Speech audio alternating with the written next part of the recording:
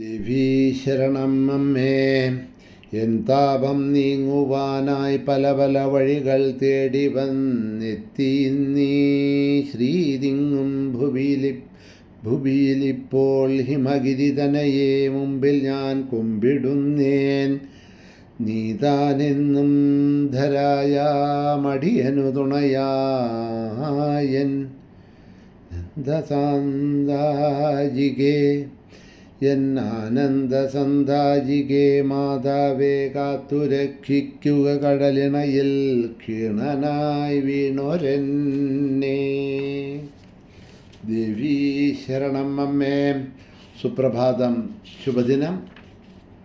എല്ലാ സജ്ജനങ്ങൾക്കും പാദനമസ്കാരം. ഇന്നത്തെ ശ്രീമദ് ദേവി ഭാഗവത നിത്യപാരായണ പ്രഭാഷണ വേദിയിലേക്ക് സുസ്വാഗതം. 29ാമത്തെ സ്കന്ധത്തിലെ നാരദൻ്റെ മായാമുക്തി അഥവാ മോഹമുക്തി എന്ന ഭാഗങ്ങളാണ് അവലോകനം ചെയ്തുകൊണ്ടുവരുന്നത്.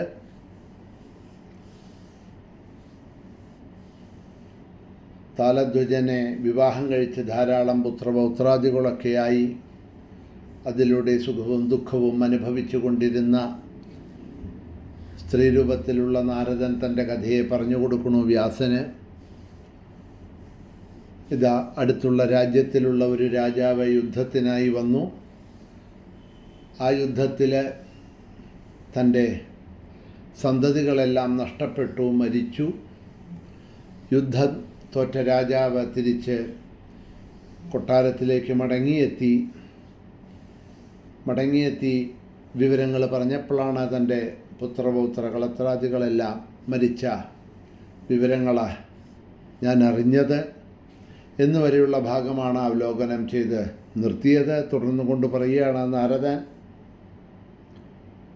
എൻ്റെ പുത്രന്മാരെയും പൗത്രന്മാരെയും കൊന്നിട്ട രാജാവ് സൈന്യസമേതം പോയി കഴിഞ്ഞപ്പോഴാണ് ഞാൻ പാവിട്ട് കരഞ്ഞ് ദുഃഖിച്ചുകൊണ്ട് ആ യുദ്ധഭൂമിയിലെത്തി. ആ യുദ്ധഭൂമിയിൽ അംഗവൈകല്യങ്ങൾ ആയി മരിച്ചു കിടക്കുന്നതായിട്ടുള്ള എൻ്റെ പുത്രപൗത്രാദികളെയെല്ലാം കണ്ട് ഞാൻ അടക്കാനാവാത്ത ദുഃഖസാഗരത്തിൽ അങ്ങ് മുങ്ങി പൊട്ടിക്കരഞ്ഞു. എൻ്റെ മക്കളെ, നിങ്ങളെവിടെ പോയി? ആ ദുഷ്ടനായിട്ടുള്ള രാജാവ് നിങ്ങളെയെല്ലാം കൊന്നുവല്ലോ. ഈ വിധി തടുക്കാനാവാത്തതാണല്ലോ. ഇങ്ങനെയെല്ലാം പറഞ്ഞ് മാറത്തടിച്ചുകൊണ്ട് വിലപിച്ചുകൊണ്ട് ഞാൻ അവിടെ ആ രണാങ്കണത്തിൽ ഇരിക്കുന്ന സമയത്താണ് ഭഗവാൻ മഹാവിഷ്ണു ഒരു വൃദ്ധനായിട്ട് ബ്രാഹ്മണൻ്റെ രൂപത്തിൽ അവിടെ വന്നത്. ആദ്യം അറിഞ്ഞില്ല വന്നത് ആരാണ് എന്ന്. ശുഭ്ര വസ്ത്രം ധരിച്ച വേദജ്ഞനായിട്ടുള്ള ബ്രാഹ്മണൻ്റെ അടുത്ത് വന്നിട്ട് ഇതാ മക്കളുടെ ശവശരീരത്തിനെ കെട്ടിപ്പിടിച്ചുകൊണ്ട് കരയുന്ന വിലപിക്കുന്നതായിട്ടുള്ള എന്നോട് പറയുകയാണ്. കിം വിഷീദസി തന്വംഗി ഭ്രമോഹം പ്രകടീകൃത മോഹേന കോകിലാലാപേ പതിപുത്രഗൃഹാത്മകേ. ഹേ സുന്ദരി, നീ എന്തിനാ ഇങ്ങനെ കടന്ന് വിലപിക്കുന്നത്? ഭർത്താവ്, പുത്രൻ, വീട് മുതലായിട്ടുള്ളത് ഭ്രമം, മോഹം നിമിത്തം ഉണ്ടാവുന്നതാണ് ഇതൊക്കെ. നീ ആരാണ്? ഈ പുത്രന്മാരൊക്കെ ആരുടേതാണ്? ഇതൊക്കെ എല്ലാം നിൻ്റെ മോഹം മാത്രമാണ്. അതുകൊണ്ട് നീ പരമമായിട്ടുള്ള ആത്മഗതിയെപ്പറ്റി ആലോചിക്കണം.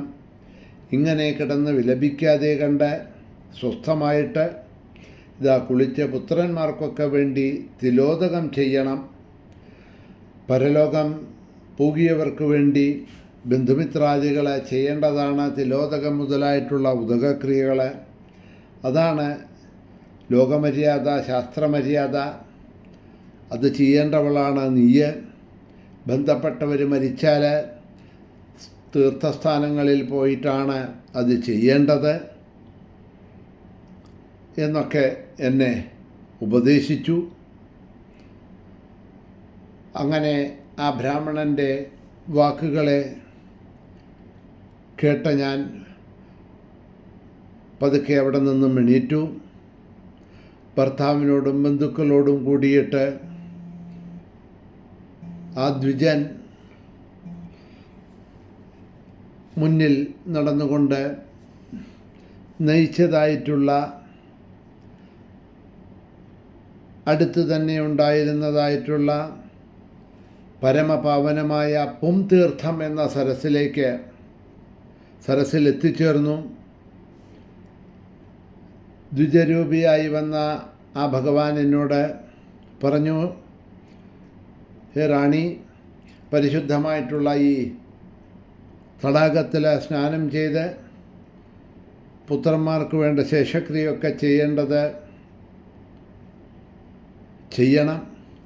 അല്ലാതെ ഇങ്ങനെ വിലപിച്ചു കൊണ്ടിരിക്കുന്നത് കൊണ്ട് യാതൊരു പ്രയോജനവുമില്ല, കരയാതിരിക്കൂ എന്നൊക്കെ പറഞ്ഞ് എന്നെ സാന്ത്വനപ്പെടുത്തി.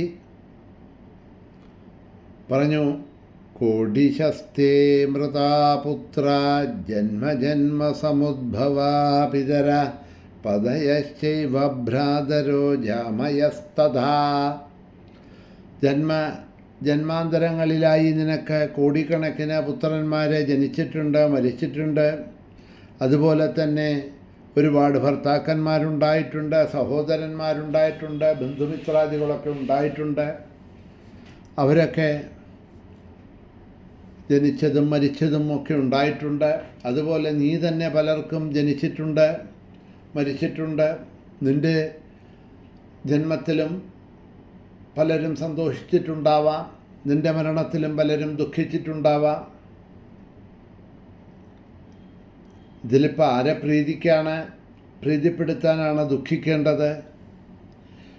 അത് മനസ്സിനുണ്ടാകുന്നതായിട്ടുള്ളൊരു ഭ്രമമാണ്, അസത്യവും സ്വപ്നതുല്യവുമാണ് ഈ തരത്തിലുള്ള ചിന്തകളും ദുഃഖങ്ങളും എല്ലാം എന്ന് ഇവിടെ പറഞ്ഞ് മനസ്സിലാക്കുകയാണ് ആ ബ്രാഹ്മണൻ സ്ത്രീ രൂപത്തിലിരിക്കുന്ന നാരദനെ. ഇതിപ്പോൾ ശ്രീമദ് ഭാഗവതത്തിലും കഥകളൊക്കെ ഉണ്ടല്ലോ, ഇല്ലേ? നമ്മൾ ഷഷ്ഠസ്കന്ധത്തിൽ പോകുന്ന സമയത്ത് അവിടെയും ചിത്രകേതു രാജാവ് തൻ്റെ പുത്രൻ്റെ ദുഃഖത്തിൽ പാവിട്ടലറി കരഞ്ഞുകൊണ്ടിരിക്കുന്ന സമയത്ത് അവിടെയും നാരദൻ വന്ന് ആ കുട്ടിക്ക് ജീവൻ നൽകിയപ്പോൾ കുട്ടി കരയുന്നതായിട്ടുള്ള വാർത്തകളെ ചിത്രകേതു അച്ഛൻ കേട്ടതാണല്ലോ. ഞാൻ എത്രയോ പേർക്ക് പുത്രനായി ജനിച്ചിട്ടുണ്ട്, എത്രയോ പേരുടെ അച്ഛനായിട്ടുണ്ടായിട്ടുണ്ട്, അങ്ങ് എത്രയോ ഏതെങ്കിലും ജന്മത്തിൽ ചിലപ്പോൾ എൻ്റെ പുത്രനായിട്ട് ജനിച്ചിട്ടുണ്ടാവാം, ഞാൻ അങ്ങയുടെ അച്ഛനായിട്ട് ജനിച്ചിട്ടുണ്ടാവാം. അതൊക്കെ ഓരോരോ ദേഹമെടുക്കുമ്പോൾ മാത്രമേ ഉള്ളൂ എന്നല്ലാതെ കണ്ട് ഇതൊന്നും പിന്നീടുണ്ടാവുന്ന കാര്യങ്ങളല്ലല്ലോ എന്നൊക്കെ സ്വന്തം ആ കുട്ടി ഉണ്ണി ജീവാത്മാവ് പറഞ്ഞത് കേട്ടപ്പോഴാണല്ലോ ചിത്രകേതുവിന് ആത്മജ്ഞാനം ഉണ്ടായത്, ആ പുത്രസ്നേഹം അദ്ദേഹത്തിൻ്റെ മനസ്സിൽ നിന്നും പോയത്. അതേമാതിരി തന്നെയാണ് ഒരു ഉപദേശം ഇവിടെ നാരദനും കൊടുക്കുന്നത്. ഈ ദ്വിജൻ്റെ രൂപത്തിൽ വന്ന ഭഗവാൻ എന്തായാലും ആ ഉപദേശങ്ങളെല്ലാം കേട്ട ഞാൻ സ്നാനം ചെയ്യാൻ ആയിട്ട് ആ സരസിലിറങ്ങി വേണ്ട ഉദകക്രിയകളൊക്കെ ചെയ്ത്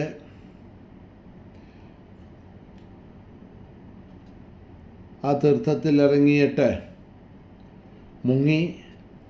മുങ്ങിയിട്ട് ഇതാ എഴുന്നേറ്റ സമയത്ത് എൻ്റെ രൂപം മാറി, സ്ത്രീവേഷം മാറി, ഞാനൊരു പുരുഷനായി തീർന്നു.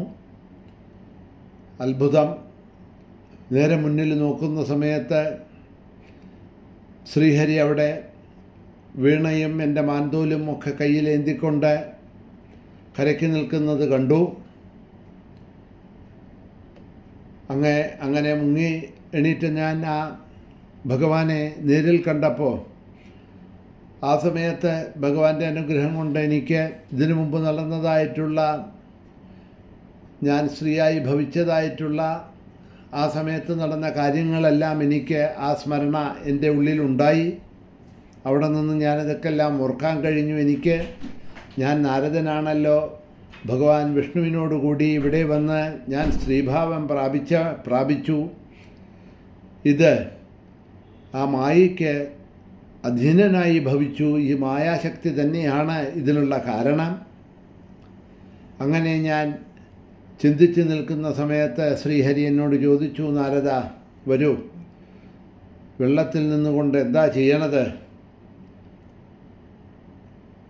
അങ്ങനെയുള്ള എൻ്റെ സ്ത്രീഭാവവും പിന്നീട് പുരുഷഭാവവും എനിക്കുണ്ടായി എന്നോർത്ത് ഞാൻ അപ്പോൾ അത്ഭുതനായി തീർന്നു. ഹേ വ്യാസരേ എന്ന് അവിടെ നാരദൻ പറയുകയാണ്. അതോടുകൂടിയിട്ടാണ് അവിടെ 29ാമത്തെ അധ്യായം അവസാനിക്കുന്നത്. ഇന്നത്തെ സമയവും ബാക്കി ഭാഗങ്ങളെ ഇനി നമുക്ക് കഥ തുടർന്നു കൊണ്ട് നാളെ 30ാമത്തെ അധ്യായത്തിൽ ശ്രവണം ചെയ്യാം. എല്ലാവർക്കും ശുഭദിനം നേർന്നുകൊണ്ട് നിർത്തുന്നു. ശ്രീ മഹാദേവ്യൈ നമഃ.